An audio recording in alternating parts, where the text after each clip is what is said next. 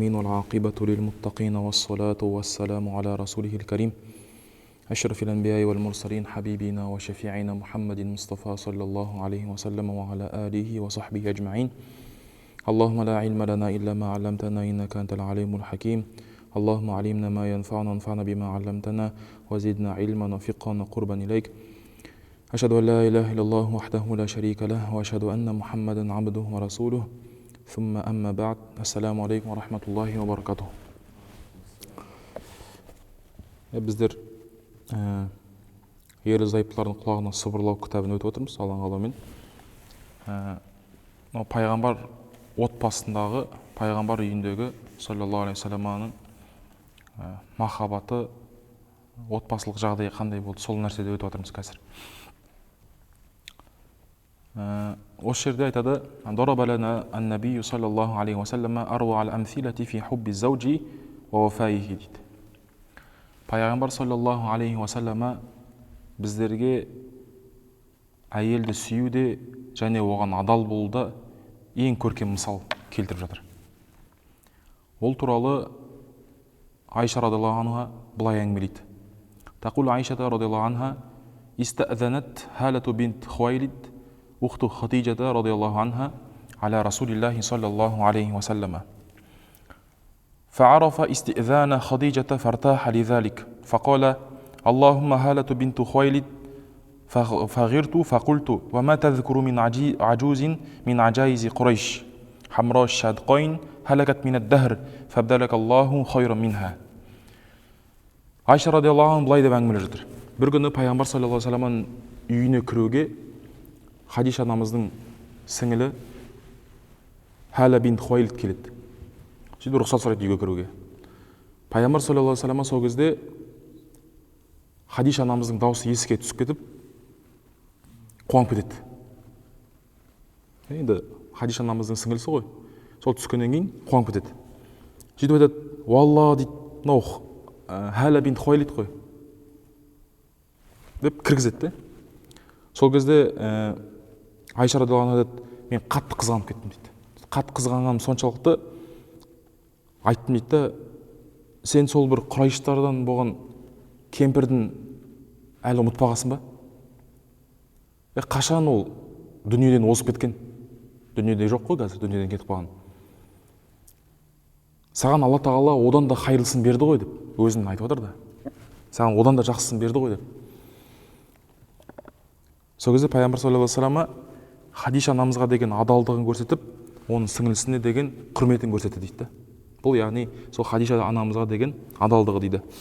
Сол пайғамбар саллаллаху алейхи ва саллама Хадиша анамызға деген өзінің адалдығын сол өзінің Хадиша анамыздың сіңілісіне деген құрметімен көрсетіп жатыр да.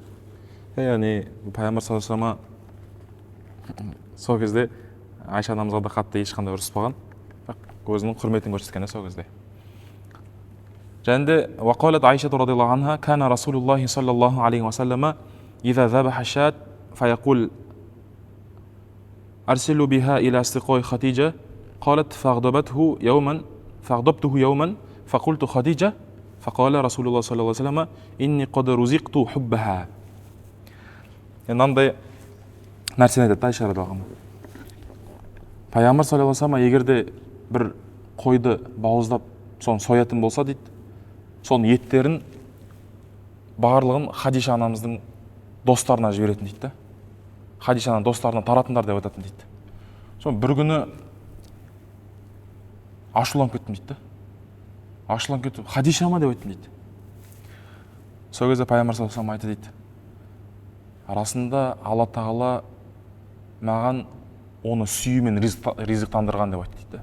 Яғни оны сүюді менің жүрегіме салып берген деп айтты дейді Алла тағала. Яғни ол менің өмірімнің бір бөлшегі, яғни менің жүрегімде бар кісі деген нәрсені айтты дейді. وهذه عائشة رضي الله عنها احتلت في قلبه مكانة لم تصل إليها زوجة أخرى. Міне осы Айша радиаллаху анха сондай пайғамбар саллаллаху алейхи ва салламның жүрегінде сондай бір бөлшегін алып алған, бір орын алып алған. Ол секілді ешкім оның орнын алмаған дейді. Сива умул муъминина Хадижатал кубра дейді. Хадиша анамыздан басқасы дейді. Яғни Хадиша анамыз сондай дәрежеде болған, пайғамбар саллаллаху алейхи ва саллам ол кісіні құрметтеп, ол кісіні адал болып, ол кісіні әрдайым жақсы көріп тұратын болғанда, иә. وذات يوم وبعدما دخل النبي الفراش مع سيدة عائشة رضي الله عنها استأذن منها قائلا يا عائشة ذريني أتعبد الليلة لربي. Сөйтіп бір күні пайғамбар саллаллаху алейхи вассалам Айша анамызбен төсекте жатады. Сөйтіп Айша радиаллаху анха айтады: "Я Айша," дейді, "маған рұқсатыңды берші, мен түнімді Раббыма құлшылық етумен өткізейін," дейді. Сол кезде Айша радиаллаху анха айтады: "Валлахи инни ухиббу курбак." Валлахи, дейді, Алламен ант етемін, мен саған жақын болғанды жақсы көремін, дейді. Саған жақын болғанды жақсы көремін. Ва ухиббу ма ясуррук. Және сені не нәрсе қуантатын болса, мен сол нәрсені де жақсы көремін, дейді. Сөйтіп пайғамбар саллаллаху алейхи вассалам тұрып дәретін алып намаз оқыды, дейді.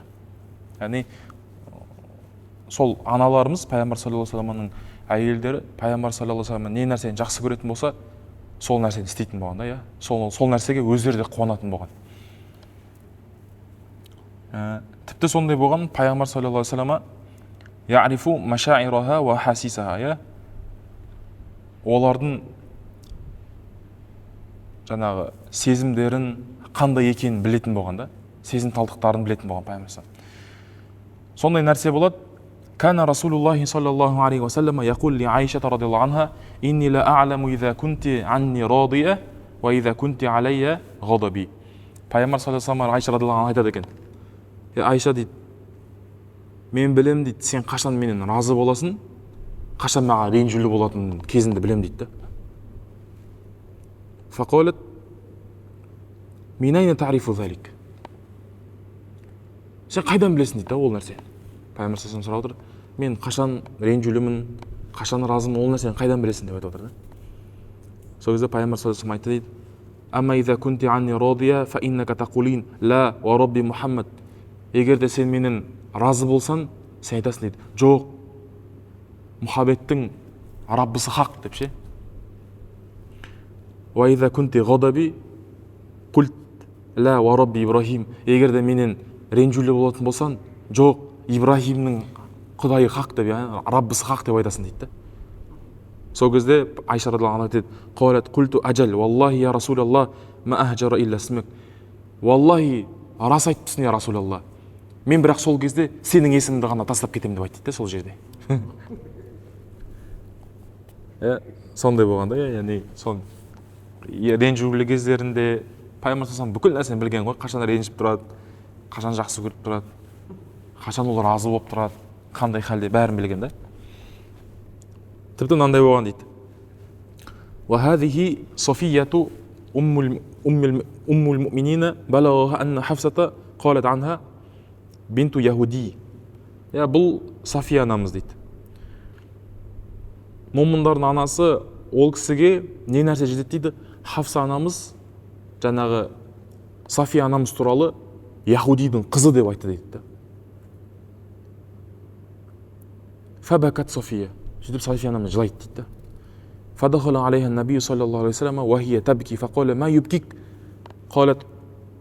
Қалат ли Хафса инни ибнату яхуди. Сөйтіп пайғамбар саллаллаху алейхи оған келіп, үйіне кіріп: "Я Хафса, сені не нәрсе жылатып жатыр?" деп сұрайды, дейді. Сол кезде Хафса анамыз: "Маған осындай хабар жетті." София анамыз айтады: "Маған осындай хабар жетті, Хафса мен туралы яхудидің қызы деп айтты," деп айтады. Сөзде пайғамбар саллаллаху алейхи ва саллям айтады екен: "Ва иннаки ла ибнату набийин, ва иннака аммаки ла набийун, ва иннаки ла тахта набийин, фабима тафхару алейк."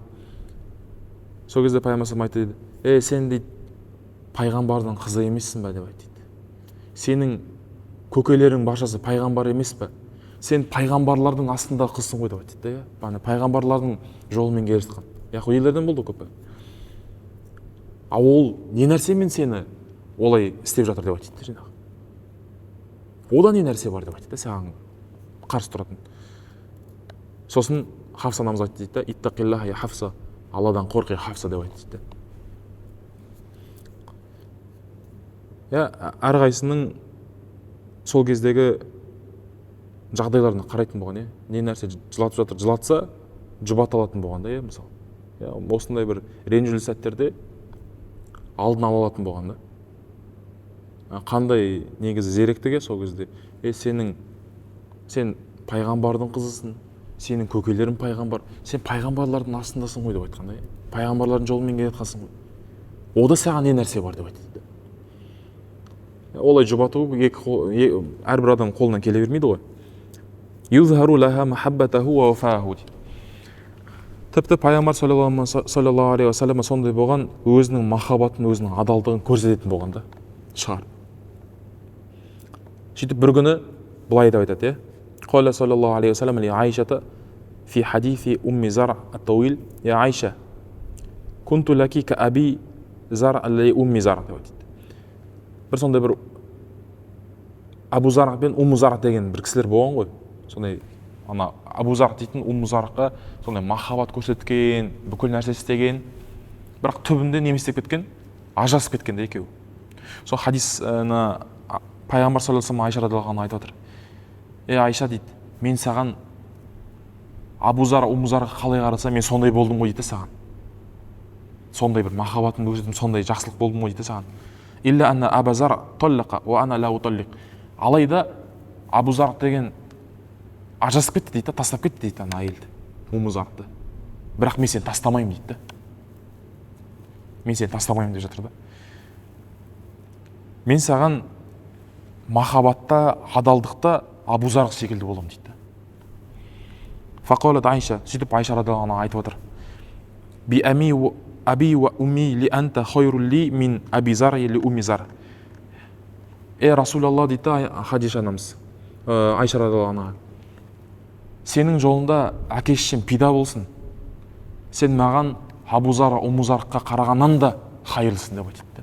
Жақсысың деп айтады. Яғни өзінің махаббатын көрсете алған, мен саған осындаймын ғой, сен осындай жақсы көремін ғой, мен саған жақсылық істей аламын деп. Яғни ла уталлиқ, мен сенімен ажыраспаймын, яғни сені қалдырмаймын деген сөздің өзі де, қандай нәрсе. Бізде керісінше болып кетеді. Әйелдер мен отбасылар ұрысып қалса, бол жүре бер, кете бер, тұра алмаймын мен сенімен, бол, сондай болады да. Пайғамбар ондай болмаған. Айтып жатқан өзі қандай сенімділік. Абу Зар неме істеді дейді, ол ажырасып кетті, тастап кетті ғой дейді. Алайда ана дейді, мен дейді, ля уталлиқ, мен сені тастамаймын дейді, сенен ажырамаймын деп айтып жатыр да.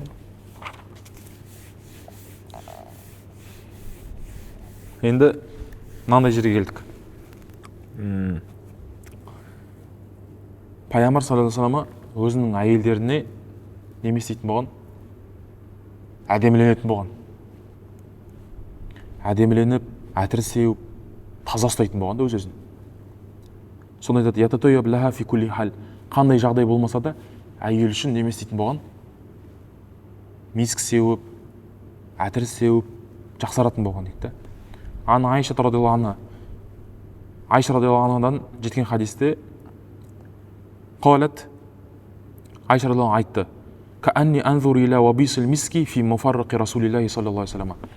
Мен пайғамбар саллаллаху алейхи ва саллямның шаштарына қарасам, оның шаштарынан бір миск жарқырап тұрған секілді дейді әлі күнге дейін.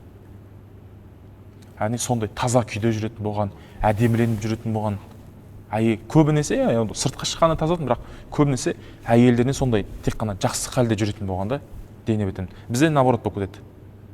Сыртқа шыққан кезде де әдемі жүресің, бірақ үйге барған кезде әдемі емес болуы мүмкін да. Быт киіміңді киіп алуы мүмкін. Әтірін жоқ, басқа бір иістер шығып тұруы мүмкін. Ол отбасыларда болады да ол нәрсе. Ол негізі дұрыс емес нәрсе де. Одан кейін, конечно, әйелің аржатшы дейді, сосын. Сондай нәрсе ғой. Сондықтан негізі үлкен біздерге сабақ көрсетіп жатыр. Ойлашы сөз. Қандай халде болмасын, ол үшін әтірленіп, таза жүретін дейді. Бұл нәрсені қолға алу керек біздер. Және пайғамбар саллаллаху алейхи ва саллям өзінің әйелдерімен жарысып ойнайтын болған. Юсабиқуху ва ялабу маха. Пайғамбар саллаллаху алейхи ва саллям олармен жарысып ойнайтын еді дейді әйелдермен. Соның біреуі ан Айшата уммул муминина аннаха канат ма Расулиллахи саллаллаху алейхи ва саллям фи сафар ва хия жария. Айша радиаллаху анха, Айша радиаллаху анха жеткен хадисте неме дейді? Ол кісі пайғамбар саллаллаху алейхи ва саллям бір күн сапарға шығады. Ол кезде жас қыз еді, жас еді әлі. Қалат лам ахмили лахм ва лам абдун. فقال لأصحابه تقدموا فتقدموا ثم قال تعالى يسابقك فسبقته على رجلي فلما كان بعد وفي رواية فسكت عني حتى إذا حملت اللحم وبدنت ونسيت. неме дейді? Жас едім дейді ол кезде, пайғамбар сапарға шықтым дейді. Ол кезде жас едім, етті емесім дейді ол кезде. Яғни салмағым аз дейді. Сөйтіп сахабалар келіп жатты, соны сахабаларға айтты дейді да, алдыға қарай кете беріңдер деп айтты дейді. Біз артта қалдық дейді. Сахабалардың бәрі алдыға қарай кетті. Алыстаған кезде айтты дейді. Бергел деп айтты дейді. Екеуміз жарысамыз деп айтты да қазір. Жарайды деп айттым дейді. Сөйтіп жарысып едік, мен озып кеттім дейді да. Пайғамбарым озып кеттім дейді. Сөйтіп одан кейін бір аз уақыт өтті дейді. Сөйтіп мен салмақ жинай бастадым, кішкене етті бола бастадым, халім өзгерді. Сондай болған кезде неме дейді? Хорожду мағу фи сафар. Тағы да бір сапарға шықтым дейді пайғамбарым. Ұмытып кеткен ғой уже, болды. Айшадан ұмытып кеткен ол туралы. Басында болған, мына жақта уже кішкене әйел болған енді. Неме, ет жинайды, адам өзгереді ғой әр заманда. Бір немемен. Сондан кейін сапарға шығып едік. Фақол ласаби тақаддаму фатақаддаму ثم قال تعالى يسابقك ونسيت الذي كان وقد حملت اللحم فقلت كيف أسابق يا رسول الله وأنا على هذا الحال فقال لا تفعلن فسابقته فسبقني فجعل يضحك وقال هذه بتلك سبقة. сөйтіп енді кішкене веш жинап алғам, кішкене салмақ жинағам. Сөйтіп келді сахабаларға неме дейді? Алды қарай кетіңдер деп айтты, алды қарай жүре беріңдер дейді. Сөйтіп екеуміз қалдық дейді. Содан кейін айтты, бергел мына жерге тұр деп айтты дейді. Қазір екеуміз жарысамыз деп айтты дейді. Содан айттым дейді, я Расулалла, мен мына халмен, мынандай жағдаймен қалай сенімен жарысам деп айтты дейді. Яғни кішкене ауырлаған салмағым бар ғой қазір деп айтты. Ла тафалина деп айтты дейді. Сен міндетті түрде менімен жарысасың деп айтты дейді. Сөйтіп екеуміз жарыстық дейді. Ол кісі озып кетті мен дейді. Содан кейін озып кетіп, күліп тұрып айтты дейді. Мына жарысуымыз ана жарысумен деп айтты дейді, тең деп, яғни бірде-бір болдық деп айтты ғой. Мына жарысуым анаумен деп айтты дейді. Яғни осылай ойнайтын болған, осыны жерге романтика сценар болады да, бар. Мәдинатул Мунаввара, нұрланған Мединаға барған кезде әйелінді алып бар ғой, ол көше бар ғой. Өттік қаласы, ол көше бар ғой ол жер. Ол көше бар. Пайғамбарым осы сол көше бар сол жерде. Сөйтіп. Пайғамбарым сүннеті ғой енді. Ойнауы жалпы немесе. Сол жерге барып, сол істеген нәрсені қолына салып, жарысып, өтірік ұтылып, сосын екінші рет умраға барған кезде ұтып кетіп, мынау анаумен деп қойсаң, нормально болады да жағдай.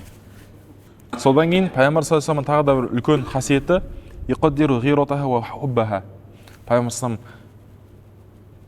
қашан әйелі ашуланып тұрады, қашан қызғанып тұрады, қашан жақсы көріп тұрады, соны өлшем білетін болған да. Өлшем білетін болған. Мынау естігеніміз хадис қой мынау. Оқиға ғой жалпы, болған оқиға да. Мынандай істесе енді Алла сақтасын. فعن سلامة رضي الله عنها أنها أتت بطعام في صحفة لها إلى رسول الله وأصحابه فجاءت عائشة رضي الله عنها مترزة بكساء ومعها فهرة ففلقت به صحفة فجمع النبي بين فلقتي صحفة وهو يقول كلوا غارت أمكم ثم أخذ رسول الله صلى الله عليه وسلم صحفة عائشة رضي الله عنها فبعث بها إلى سلمة وأعطى صحفة سلمة عائشة رضي الله عنها. Пайғамбар саллаллаху алейхи ва саллям Саламаның жеткен хадисте мынандай дейді.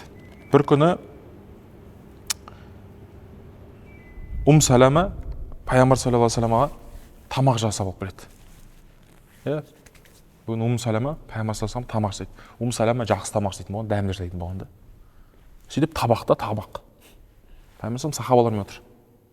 өзінің табағымен, астында дәмді табақ жасаған да, сол өзінің табағымен неме істейді, тамақты әкеп қояды. Сол кезде Айша радиаллаху анха келген. Айша келеді, үстінде андай жамылып алған, андай қатты болып келеді, ашуланып келеді. Қолында неме тас бар. Қолында тас бар. Сөйтіп тасты алады да, жаңағы немеге лақтырады дейді. Табаққа ше. Табақ айырылады. Басқа бір риуаяттарда естиміз, табақтың астынан ұрады дейді. Сөйтіп табақ ұшады, айырылады. Бірақ мына жерде табаққа тас лақтырады дейді. Сөйтіп табақ қағылып айырылып кетеді, тамақ қылады. Сол пайғамбар саллаллаху алейхи вассалам табақтарды жинап жүр ғой. Екіге бөлініп кеткен табақ. Соны жинап жүріп айтады дейді да. Жеңдер, жеңдер деп айтады да сахабаларға. Аналарын қызғанып жатыр, аналарын қызғанып жатыр дейді да. Аналарын қызғанып жатыр, аналарын қызғанып жатыр дейді да. Сөйтіп неме дейді? Айша радиаллаху анханың табағы бар ғой. Соны Айша радиаллаху берді да, мынаны Умму Саламаға апар дейді. Өзі сол сынған Умму Саламаның табағын Айшаға берді да. Сонда негізі пайғамбар саллаллаху алейхи вассалам өзі де апарып берсе болады Умму Саламаға да. Бірақ көрдіңіз бұл жерде тәрбие болып отыр да. Бұл Айша радиаллаху анха ол жерде дұрыс істемедің деп. Өзің қолмен істедің бе? Енді өзің соны көтер деп жатыр да. Сөйтіп қолына табақты бер, апарып бер дейді ана жаққа. Табағын сындырдың ғой, енді бер дейді. Осындай болғанда, яғни білетін болған қашан қызғанып тұрады, қашан жақсы көріп тұрады. Тамақ шашырап кеткен осыдан. Жеңдер, аналарың қызғанып жатыр, аналарың қызғанып жатыр дейді. Ғарат уммукум. Аналарың уммукум дейді, сендердің аналарың қызғанып жатыр деп айтады. وقالت عائشة رضي الله عنها للنبي صلى الله عليه وسلم يا رسول الله كل نسائك لها كنية غيري فقال لها رسول الله اكترني بابنك عبد الله يعني ابن الزبير أنت أم عبد الله قال فكان يقال لها أم عبد الله حتى ماتت ولم ترد قط. Bir gün Ayşe radıyallahu anh Peygamber sallallahu aleyhi ve sellem айтты: "Я Алланың елшісі, сенің барлық әйелдерінде кунья дейтін бар. Яғни есім бар, басқа лақап ат дейміз ғой. Сол куньясы бар барша әйелдерінде. Менен басқасында, менде жоқ ондай." Сөйтіп Пайғамбар саллаллаху алейхи айтты дейді: "Онда Абдулланың анасы деген куньяны ал деп айтты дейді да. Сенің балаң бар ғой Абдулла деген. Соның атын ал деп айтты дейді. Яғни Ибн Зубайр, Зубайрдың баласы. Сен Умму Абдулласың деп айтты дейді да. Яғни сен Абдулланың анасысың деп. Содан бастап барлық адамдар осы өмірден кеткенге дейін, өлгенге дейін Умму Абдулла деп атап кетті дейді да. Алайда Айша радиаллаху анха ешқашан босанбаған, баршамыз білеміз. Ешқашан босанбаған. Умму Абдулла деп атап кеткен.